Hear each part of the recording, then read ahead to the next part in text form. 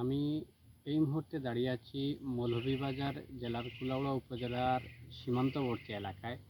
আপনারা জানেন গত মে মাসের 7 তারিখ থেকে সীমান্তে বিএসএফ ভারতীয় সীমান্তরক্ষী বাহিনী বিএসএফ পুশিং করাচ্ছে বাংলাদেশি নাগরিক সহ রোহিঙ্গা নাগরিকদের, যারা সেখানে দীর্ঘদিন ধরে বসবাস করে আসছেন।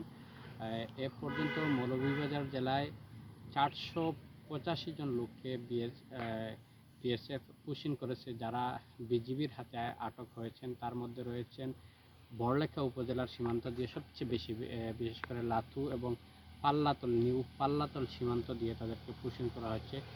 এই 365 জনকে বড়লেখা উপজেলার সীমান্ত দিয়ে এখন পর্যন্ত পুশিং করা হয়েছে। তাছাড়া জুড়ি উপজেলার বেথুলি সীমান্ত দিয়ে 10 জনকে পুশিং করেছে বিএসএফ।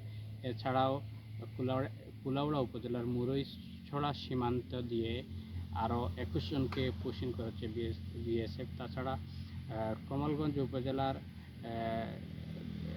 দলই সীমান্ত দিয়ে 61 জনকে পুশিং করেছে। এছাড়াও শ্রীমঙ্গল উপজেলা দিয়ে 43 জনকে পুশিং করেছে বিএসএফ।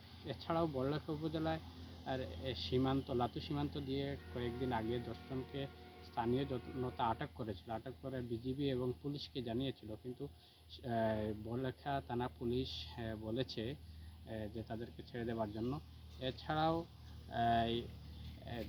জেলার বিভিন্ন সীমান্ত দিয়ে প্রায় 1000-এর উপরে বিএসএফ পুশিং করেছে বলে স্থানীয়দের মাধ্যমে জানা গেছে, যারা বিজিবি বা অন্য কারো কাছে বা প্রশাসনের কাছে আটক হয়নি। কুলাউড়া সীমান্ত থেকে এটাই ছিল সর্বশেষ।